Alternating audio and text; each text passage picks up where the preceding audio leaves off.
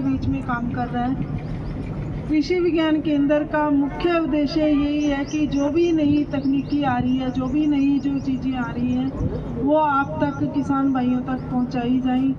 ताकि आपकी जो खेती है वो उन्नत हो सके और आपका जो किसानी जीवन है वो खुशहाल हो सके। यही हमारा प्रयास रहता है। उसी के संबंध में हमारे यहाँ पे सभी जो विषय विशेषज्ञ रहते हैं, तरह तरह के हमारे जो प्रशिक्षण करवाए जाते हैं, चाहे वो खेतीबाड़ी का हो, चाहे वो फार्म मशीनरी का हो, जैसे कि हम धान लगाते हैं तो धान की पराली का प्रबंधन, उसी तरह से हम घर में जो भी चीज़ें काम में लेते हैं वो सारी चीज़ें प्रोसेसिंग के द्वारा हम कैसे तैयार कर सकते हैं, इस तरह के प्रशिक्षण हमारे कृषि विज्ञान केंद्र पे करवाए जाते हैं। चाहे वो पापड़ बड़ी बनाने का हो, चाहे वो शरबत या स्क्वैश, जैम, जेली, कितने भी उत्पाद जो कि हम घर में किचन में काम में लेते हैं, वो सारे उत्पाद जो हम मार्केट से लेके आते हैं, उन सब की बनाने की जो प्रोसेसिंग है, जो गतिविधियां हैं, वो सिखाई जाती हैं, ताकि हम अपने घर पे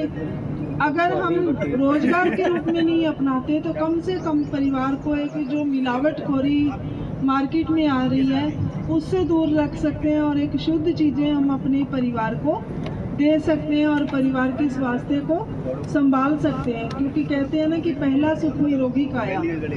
अपनी जो अभी डॉक्टर साहब आपसे जो बात करके गए थे कि हमारी जो मिट्टी है वो उपजाऊ कम हो रही है और उसकी वजह से हम उसमें जो रासायनिक खादें और ये सब डाल रहे हैं, उसका अंजाम ये हो रहा है कि हमारी जो सेहत है वो भी दिनों दिन बिगड़ रही है। कोई ऐसा एक पर्सन भी नहीं होएगा हाथ